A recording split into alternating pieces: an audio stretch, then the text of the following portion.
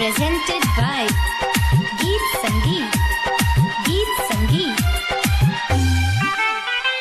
पागल हमके बना देलू तू,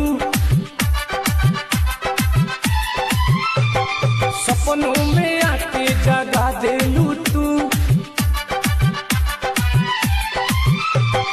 पागल हमके बना देलू तू, सपनों में आके जगा देलू।